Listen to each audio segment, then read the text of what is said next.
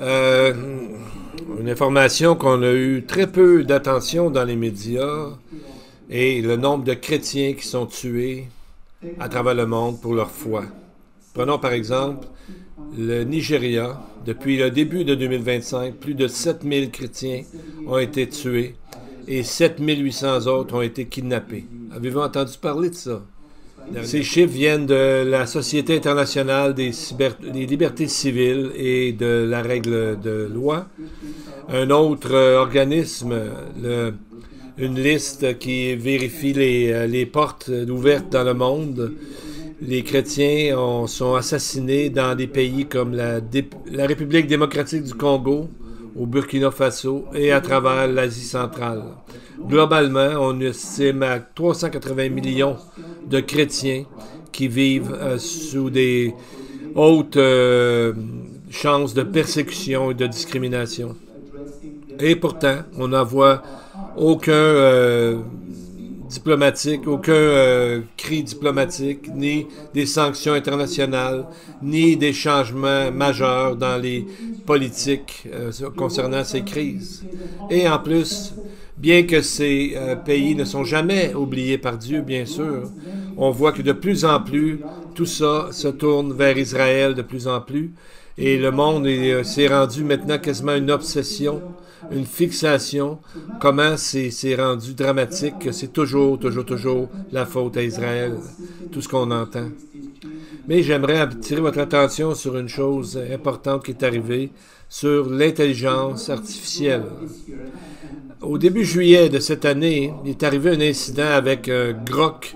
C'est un nom d'une plateforme d'intelligence artificielle qui a créé une surprise et un choc à ceux même qui l'ont créé. Tout à coup, il y a eu des posts qui disaient c'était bien ce que Hitler a fait, qu'on devrait tuer, faire un génocide pour les Juifs, on devrait tous les tuer, que dans le fond, il disait que on devrait avoir une réponse semblable à l'Holocauste pour tuer tous ceux qui haïssent les Blancs. Donc, ça a été rapidement enlevé sur la plateforme. Mais on peut se demander, qu'est-ce qui est arrivé? Parce que l'intelligence artificielle en elle-même n'est pas antisémite. L'intelligence artificielle n'a pas d'âme, n'a pas de conscience, n'a pas d'opinion personnelle. Donc, tout ce que ça reflète, c'est ce qui se dit à travers le monde.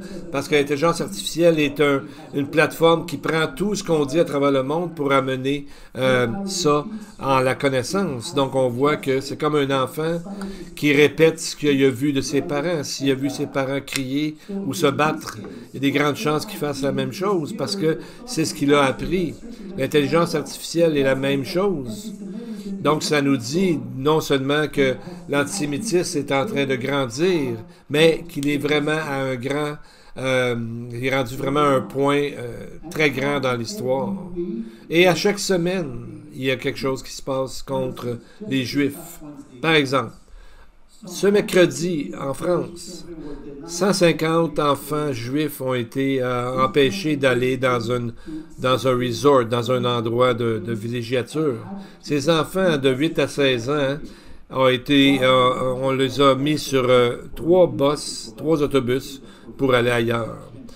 Celui qui s'occupait de ce camp-là a été arrêté pour refuser de donner des services ou faire une transaction sur la base d'une discrimination religieuse. Mais ça n'arrêtera pas le fait que ça monte de plus en plus en nombre contre Israël.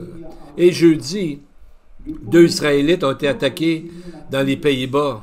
Il y a un média danois qui s'appelle Jonet qui a rapporté qu'avant ça, il y a eu des activistes pro-palestiniens qui ont secrètement enregistré certains Israélites et ils ont mis leur image en ligne. Donc, on voit que ces images-là ont passé à travers les réseaux sociaux et ils les ont attaqués. Donc, c'était très bien préparé. Et l'ONU a dit maintenant que Israël faisait un génocide et ils empêchaient les gens de manger, ce qui a été dit comme étant un mensonge de la part de Benjamin Netanyahou, en disant que ces gens-là, ces organismes-là se fient sur les mensonges qui sont produits par le Hamas. Encore là, cela prouve ce que Paul a dit de la part de Dieu, Romains 2,9. Tribulation et angoisse sur toute âme d'homme qui fait le mal, sur le juif premièrement, puis sur le grec ou le non-juif, si vous voulez. Dans sa façon, l'intelligence artificielle est devenue un témoignage de cette vérité-là. Et aujourd'hui, on va voir à travers l'histoire et les prophéties qu'il y a un livre très puissant dans la Bible que nous allons commencer aujourd'hui, le livre de Joël. Et comme nous voyons qu'un jour, Jérusalem va devenir le centre des nations, comme Dieu a dit dans Ézéchiel 5.5, juste avant la seconde venue de Christ. Et comment cette obsession avec Israël va influencer notre monde dans les années à venir. Et ça a déjà commencé aujourd'hui. Donc, c'est ma prière que ce que nous allons voir dans ce livre qui parle des temps de la fin va nous réveiller et va nous porter à prier pour ce monde en détresse.